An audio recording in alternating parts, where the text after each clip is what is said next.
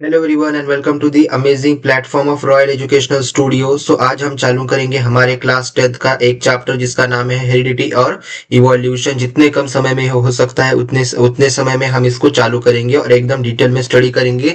ये जो लेक्चर है क्लास 10th एसएससी बोर्ड के लिए है, ठीक है। तो सबसे पहले अगर हम जान ले इस टॉपिक में क्या क्या है, इधर हमें क्या क्या पढ़ने को मिलेगा इस टॉपिक में। तो इस टॉपिक की अगर बात की जाए तो इसमें हमें ट्रांसक्रिप्शन, ट्रांसलेशन और ट्रांसलोकेशन के बारे में बताया गया है। ट्रांसक्रिप्शन, ट्रांसलेशन और ट्रांसलोकेशन के बारे में भाई ये सेंट्रल डोग्मा के प्रोसेसेस के बारे में भी यहाँ पर बताया जाता है और बहुत सारी बातें इसमें की गई है।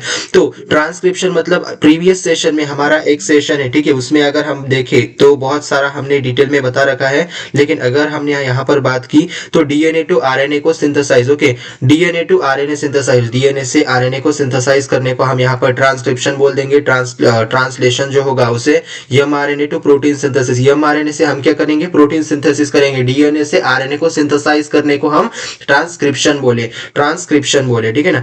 ट्रांसक्रिप्शन मतलब क्या, डीएनए से हम आरएनए को सिंथेसाइज करेंगे, उसे हम ट्रांसक्रिप्शन बोलते हैं। ट्रांसलेशन मतलब क्या, एमआरएनए से mRNA to produce protein, mRNA से हम प्रोटीन को सिंथेसाइज करेंगे, इसे हम बोलते हैं ट्रांसलेशन। और राइबोसोम की मूवमेंट, ओके, एमआरएनए के ऊपर राइबोसोम की जो मूवमेंट होगी उसे ट्रांसलोकेशन बोला। फिर से एक बार, ट्रांसक्रिप्शन किसे बोला, डीएनए टू आरएनए सिंथेसाइज को बोला। ट्रांसलोकेशन किसको बोला, एमआरएनए से हम प्रोटीन सिंथेसाइज करेंगे। और ट्रांसलोकेशन किसको बोला, राइबोसोम की मूवमेंट को हमने एमआरएनए के ऊपर हमने क्या बोला, इसे ट्रांसलोकेशन बोला। अब understanding the fundamental mechanism of genetic transfer and the cellular central dogma that derives file and the biological variation. तो भाई यहाँ पर ये कोर कंसेप्ट बताई गई है जो इतनी इंपॉर्टेंट नहीं है, लेकिन एक कंसेप्ट है, आपको पीपीटी में दी गई है, ठीक है। अगर हम सिलेबस को हाईलाइट कर ले तो उसमें हमें यहाँ पर 5 यहाँ पर ये मिलेंगे। तो यहाँ पर हम एविडेंसेस की बात करेंगे, बहुत सारे हैं। वहाँ पर हम मतलब यहाँ पर जो थेरीज है ना, डार्विन की थेरी जैसे है या नेचुरल सिलेक्शन की जैसे हम थेरी बोलते हैं, लैमार्किज्म आगे है, उसके बारे में बात करते हैं, ओके। और ह्यूमन के बारे में हम बात करते हैं क्योंकि ह्यूमन के बारे में ही तो ये टॉपिक आगे हमें बहुत सारा ह्यूमन इवोल्यूशन भी दिया गया है। कनेक्टिंग लिंक्स की हम बात करेंगे, स्पेसिसिएशन की हम बात करेंगे। अगर सिलेक्शन की तो हम बात करेंगे ही क्योंकि ये तो इंपॉर्टेंट पार्ट है। एविडेंसेस एक बहुत इंपॉर्टेंट है, इसमें से क्वेश्चंस आते हैं। और डार्विन थ्योरी का तो क्वेश्चन एग्जाम में आता ही है, नॉर्मली बहुत बार आ चुका है। और ह्यूमन इवोल्यूशन से ज्यादा तो कुछ नहीं पूछा गया, लेकिन पढ़ लेंगे भाई उसको भी। स्पेसिसिएशन और लिंक्स ये भी आ जाते हैं कभी कभी, है ना, कोरिलेशन में आ जाते हैं। तो मॉर्फोलॉजिकल मतलब क्या, बाहरी एविडेंसेस होंगे, जैसे आपने देखा होगा डॉग का, फॉक्स का, ओके। इमेज अगर आपने देखा है तो उसमें आप देख सकते हैं उनकी मॉर्फोलॉजी एकदम सेम है, बाहर से उनकी position of eyes, position of ears जो होंगे ना वो सेम हो जाएंगे। उसके बाद अगर हम बात करें एनाटॉमी की तो हम देख सकते हैं, ओके, मतलब अगर डिफरेंट ऑर्गेनिज्म में जो एनाटॉमिकल एविडेंसेस होंगे हम उनके जॉइंट्स देख सकते हैं जो सेम है, ओके, मतलब उनकी एनाटॉमी, उनके जो हाथ पैर होंगे, उनके बोन्स होंगे, उनका शेप सेम नहीं होगा, ठीक है ना, लेकिन वो, ठीक है, वो बोन्स तो होंगे, ये हम यहाँ पर बता सकते हैं। और बहुत सारे ऐसे फैक्ट्स भी हम जान सकते हैं, ठीक है। बस 1 मिनट दीजिएगा, ओके। तब तक के लिए ये नोट्स का आप स्क्रीनशॉट निकाल लीजिए, ओके, नोट्स का स्क्रीनशॉट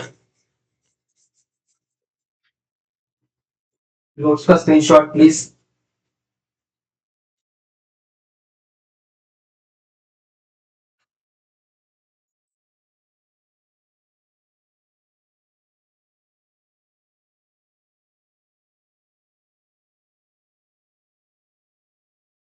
ठीक है, तो आपने अगर नोट्स का स्क्रीनशॉट निकाल लिया है तो चलिए आगे बढ़ते हैं, ठीक है। ठीक है, आगे बढ़ेंगे तो क्या गिवन है आगे, ये हम देख लिया, ये हमने देख लिया, ठीक है। एनाटॉमिकल एविडेंसेस और पेलियोन्थोलॉजिकल, और उसके बाद में बहुत सारे, ठीक है ना, एविडेंसेस होते हैं। तो उनको आपको एक बार डिटेल में स्टडी कर लेना है क्योंकि ये जो सेशन है ये माइंड मैप सीरीज है, इसमें आपको पूरा माइंड मैप से पढ़ाया जाएगा।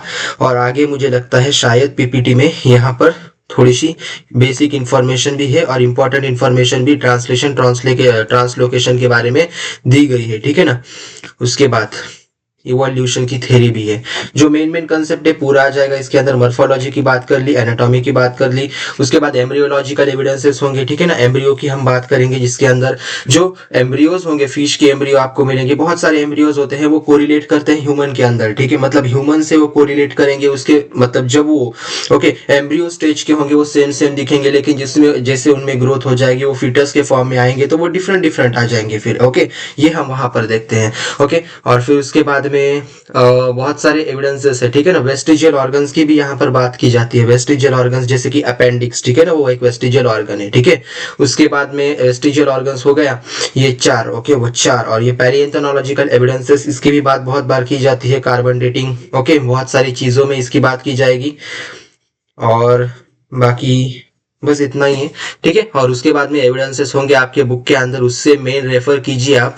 और उसके बाद में Darwin's theory and the concept of natural selection. Darwin ने बोला था सर्वाइवल ऑफ द फिटेस्ट, उसके बारे में आपको याद होना चाहिए। दो हर एक ऑर्गेनिज्म एक दूसरे को कॉम्पिटिएट करता है, ये तो आपको पता होगा, ठीक है। अगर हम मान ले यहाँ पर बी है, ठीक है ना, ये बी, यहाँ पर ए और यहाँ पर ये सी हो जाएगा। ये क्या करेंगे, ये जो ए और सी है, ठीक है ना, ये ए और सी ये एक दूसरे के साथ कॉम्पिटिएट करेंगे, ठीक है। फॉर एग्जांपल ये 2 टाइगर्स है और बीच में ये डियर है, ठीक है ना। सो ये दोनों कॉम्पिटिएट करेंगे, इनमें से जो जीता वो इस डियर को खाएगा और कुछ दिन और जिंदा रहेगा।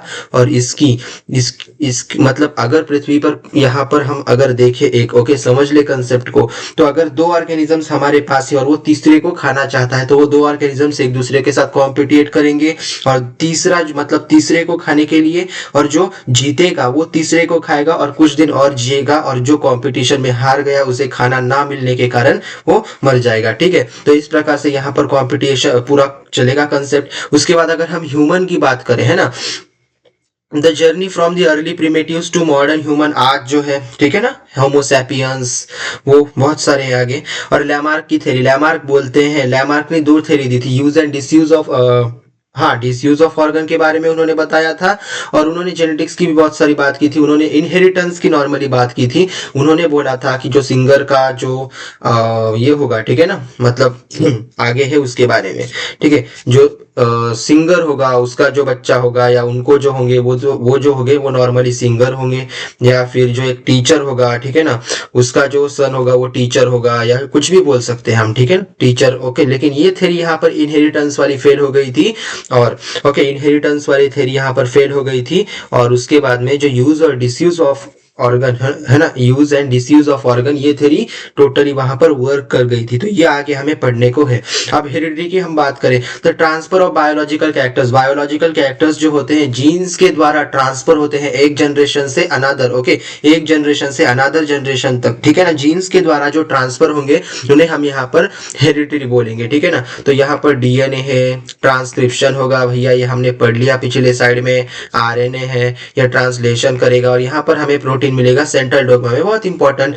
Transcription occurs in the nucleus where RNA is synthesised from DNA, okay, मतलब ये ट्रांसक्रिप्शन जो होगा ये कहां पर होगा, न्यूक्लियस के अंदर होगा। कहां पर होगा, न्यूक्लियस के अंदर, वेयर आरएनए इज सिंथेसाइज्ड, जहां पर आरएनए बना होगा डीएनए से, ओके। यहाँ पर ट्रांसलेशन की बात की गई, ट्रांसलोकेशन, ट्रांसलोकेशन मतलब क्या है, राइबोसोम की पोजीशन, ओके।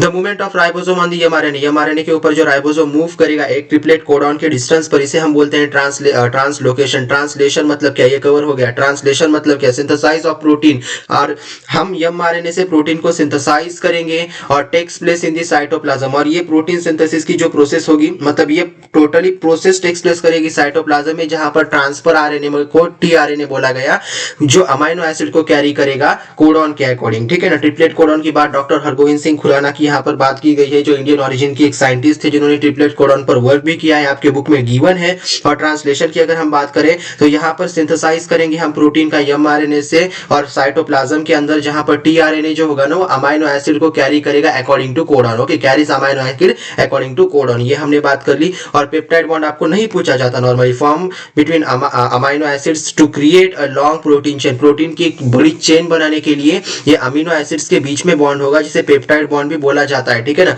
लेकिन इसके बारे में आपको नहीं पूछा जाता है। की कंपोनेंट्स ये है भैया, की कंपोनेंट्स ये है, ठीक है ना। की कंपोनेंट्स को एक बार देख लो, mRNA, tRNA, ribosome, amino acid and the ATP for energy. ATP का फुल फॉर्म क्या है? ओके, एटीपी का फुल फॉर्म क्या है आपको लाइव प्रोसेस में बता दिया गया है और इसका बहुत यूज है, ठीक है ना। आगे एटीपी रेस्पिरेशन जब आप क्लास 11th में आओगे, ओके, तो आपको इससे रिलेटेड बहुत सारे क्वेश्चंस एटीपी से रिलेटेड, ठीक है ना, बहुत सारे क्वेश्चंस मिलेंगे। Breathing and exchange of the gaseous करके आपको एनसीईआरटी में टॉपिक है, उसमें तो बहुत सारे क्वेश्चंस है। एड्रीनोसाइन ट्राइफॉस्फेट इसका नाम है, आगे आपको दिया गया है, ठीक है, लाइफ प्रोसेस के अंदर। हाँ, जेनेटिक म्यूटेशन मतलब क्या? न्यूक्लियोटाइड की सीक्वेंस में थोड़ा सा चेंज हो जाना, सडन चेंज हो जाना न्यूक्लियोटाइड्स की सीक्वेंस में, जिसे हमें म्यूटेशन बोलेंगे। और इसका एक उदाहरण है sickle cell anaemia. Okay, sickle cell anaemia. यहाँ पर आपको यहाँ पर सीक्वेंस दिया गया है और पीपीटी में इसके म्यूटेशन के पॉइंट्स दिए गए हैं जो उठाए गए हैं एनसीईआरटी से, ठीक है ना। और उसके बाद में थ्योरी ऑफ इवोल्यूशन की अगर हम बात करें, इवोल्यूशन की एक बहुत बड़ी थ्योरी है। इवोल्यूशन मतलब क्या है? Evolution the transfer of new species, मतलब इवोल्यूशन की नहीं, यहाँ पर नेचुरल सिलेक्शन की बात की गई है। लेकिन इवोल्यूशन क्या है? Gradual changes occurring in the living organism, जो चेंजेस होते हैं, समय लगता है चेंजेस के लिए भैया, समझ पा रहे हो, समय लगता है चेंजेस के लिए, लेकिन वो चेंजेस होते हैं gradual changes occurring in the living organism after the long duration of the time. उसको समय लगता है उस चेंज के लिए, ठीक है ना, उसे हम इवोल्यूशन बोलेंगे। मराठी त्याला उत्क्रांति म्हणतात, ठीक है ना। ओके, सो ये यहाँ पर इवोल्यूशन की बात की गई। और यहाँ पर जो है ना नेचुरल सिलेक्शन जो हमारे डार्विन ने दी थी, डार्विन सर ने जो यहाँ पर नेचुरल सिलेक्शन की थ्योरी दी थी, उनकी यहाँ पर बात करें, the formation of new species due to change in the specific character. Okay, new species का फॉर्मेशन हो जाना, न्यू स्पीशीज बन जाना, कैरेक्टर्स में चेंज होंगे इसके कारण। Okay, several generations as response to their natural selection, मतलब सेवरल जनरेशंस ने नेचुरल सिलेक्शन के रिस्पांस में, उसे हम क्या बोलेंगे? थ्योरी ऑफ इवोल्यूशन बोलेंगे। आगे भैया इसके बारे में क्या है, यहाँ पर स्ट्रक्चरल एविडेंसेस की बात की थी। ओके, पिछले स्लाइड में नहीं आया था तो यहाँ पर पूरा आ चुका है भाई, आप देख सकते हो। तो यहाँ पर एनाटॉमिकल मतलब सिमिलैरिटी इन द हैंड, ये आपको लर्न होना चाहिए क्योंकि ये बहुत इंपॉर्टेंट है भाई। इसको स्टार मार्क कर लो और लर्न कर लो भैया। ओके, पीपीटी का फोटो आपको चाहिए होगा तो आप मेरे पूरा स्लाइड यहाँ पर जो मेरी वीडियो चालू करूंगा, ठीक है ना, तभी पीपीटी की आपको स्क्रीनशॉट निकाल लेनी है। मैं बार बार नहीं बोलूंगा, आपको जैसे समय मिलता है आप स्क्रीनशॉट निकाल लीजिएगा। यहाँ पर हमें स्ट्रक्चर मतलब यहाँ पर सिमिलैरिटी दिखती है हमें बोन के स्ट्रक्चर में, ठीक है ना, एक्सटर्नल अपीयरेंस में और फंक्शन में। भाई हाथ का काम क्या है? ह्यूमन में हाथ का काम क्या है? हाथ से हम क्या कर सकते हैं? हमारे बाकी के काम कर सकते हैं, खा सकते हैं, पी सकते हैं। उस तरह से ही कैट के अंदर हम देखें तो वो क्या करेंगे? वॉक करेंगे भाई, कैट के अंदर वो वॉक करेंगे। ओके, 4 लेग से करेंगे, है ना, लेग की बात चालू है, ठीक है। ह्यूमन हैंड क्या करेगा?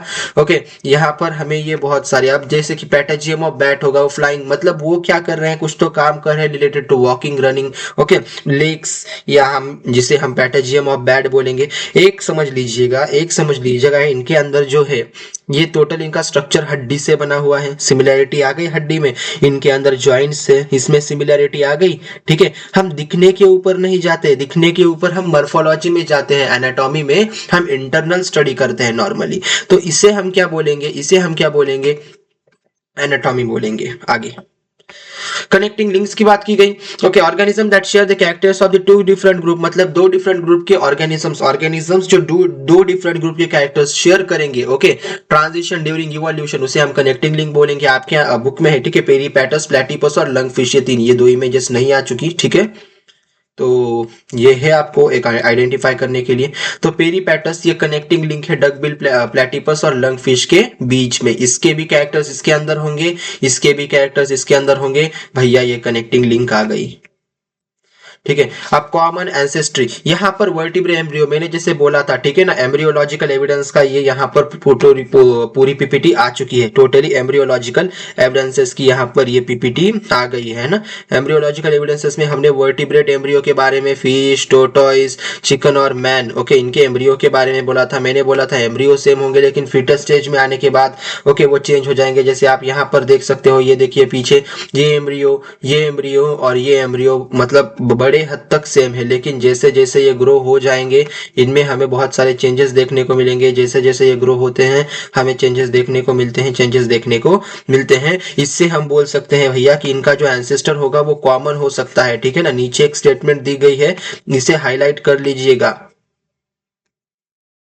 ठीक है, this indicates the originate from a single common ancestor. ठीक है ना, उसके साथ चलो, उसके साथ सर्वाइवल ऑफ द फिटेस्ट की बात यहाँ पर डार्विन ने की अपने नेचुरल सिलेक्शन में। और यहाँ पर ठीक है ना, ओरिजिन ऑफ स्पीसीज नाम की उन्होंने यहाँ पर बुक भी लिखी थी, Darwin theory in origin of species states that organism complete and only those with useful modification survive and reproduce. ठीक है ना, ये मैंने पिछले स्लाइड में और बहुत बार भी समझा दिया है आपको, ये बहुत इंपॉर्टेंट है। ठीक है, और उसके बाद में ऑब्जेक्शंस, ऑब्जेक्शंस बहुत इंपॉर्टेंट है, ये भी पूछे जाते हैं। ऑब्जेक्शंस थे कि not not the only factor in evolution, not know mention in use and the useless changes, मतलब उसके बारे में यूज और यूजलेस चेंजेस के बारे में नहीं बताया गया। एड्रॉप चेंजेस के बारे में यहाँ पर नहीं बताया गया। और सिर्फ सिर्फ सिर्फ नेचुरल सिलेक्शन से ही इवोल्यूशन नहीं होता भाई, उसके अंदर बहुत सारे प्रोसेसेस चलेंगे, उससे इवोल्यूशन होगा, ये यहाँ पर हमें बताया गया। उसके साथ साथ एनी क्वेश्चंस, तो यहाँ पर हमें बहुत सारे बहुत सारे ह्यूमन इवोल्यूशन, इससे ज्यादा क्वेश्चंस नहीं आते। ठीक है ना, इससे ज्यादा क्वेश्चंस नहीं आते। ठीक है, तो हमें ह्यूमन इवोल्यूशन की यहाँ पर समरी बताई गई है। और एक आपको याद रखना है, अगर क्वेश्चन भी आ गया तो हमें सबसे पहले, ठीक है ना, हमें सबसे पहले इतना लिखना है ह्यूमन के बारे में कि ह्यूमन ने कैसे इवोल्यूशन किया। ओके, तो होमोसैपियंस हो गए, है ना। ओके, उनके बारे में भी आपको लिखना है। कैसे लिखेंगे? 4 साल के बाद, ओके, जो मतलब पृथ्वी पर सबसे पहले ऑर्गेनिक, ओके, मतलब एक हम बोल सकते हैं, आपको एक पैराग्राफ दिया है इवोल्यूशन के नीचे। ठीक है ना, आपका जो पेज होगा ना बुक का, एक स्लाइड मुझे ऐड करने दीजिए, बस 1 सेकेंड। ठीक है, 1 सेकेंड ऐड पेज करेंगे। हाँ, तो आपकी जो बुक है ना, बुक के पेज पर, ठीक है, बुक के पेज पर इवोल्यूशन के बाद यहाँ पर पैराग्राफ दिया गया है। तो उसमें आपको ऑर्गेनिक इनऑर्गेनिक कंपाउंड्स की बात की गई, सिंपल एलिमेंट्स या कंपाउंड्स की बात की गई, और उससे यहाँ पर लाइफ कैसे फॉर्म होती है, ठीक है ना, यूनिसेलर ऑर्गेनिज्म की फॉर्मेशन की बात यहाँ पर की गई है। ठीक है, थ्योरी ऑफ इवोल्यूशन करके हैं, वो एक बार अच्छे से पढ़ लेना है। और ह्यूमन की जब आप बात करोगे तो उनमें मॉडिफिकेशंस कैसे हुए उसके बारे में लिखना है। सबसे पहले हम टेल के बारे में लिखेंगे कि कितने सालों के बाद यहाँ पर टेल में चेंजेस हुए, 4000 कुछ तो साल। ठीक है, आपके बुक में जो होगा रेशियो उस प्रकार से आप लिख सकते हो। और थोड़ा सा उसके मतलब 4 पॉइंट्स लिख दिए 2 मार्क्स के लिए, तो भाई एकदम बेस्ट हो जाएगा। तो इस प्रकार से आज का ये लेक्चर हमारा एंड हो जाता है। और यहाँ पर से हमने इमेज के सोर्स लिए हैं, तो thank you all of you image sources. और उसके बाद में आज का जो लेक्चर था ये रॉयल एजुकेशनल स्टूडियो नाम के यूट्यूब चैनल पर आपको देखने को मिलेगा। ठीक है, ये लेक्चर पूरा रिकॉर्डेड फॉर्म में होगा। ये सीरीज हमारी चालू है जिससे हम जल्दी से जल्दी बायो का सिलेबस कंप्लीट करके हम मैराथन्स की तरफ बढ़ेंगे। क्लास 10 एसएससी के लिए ये चालू है। ठीक है, so thank you for today. Okay,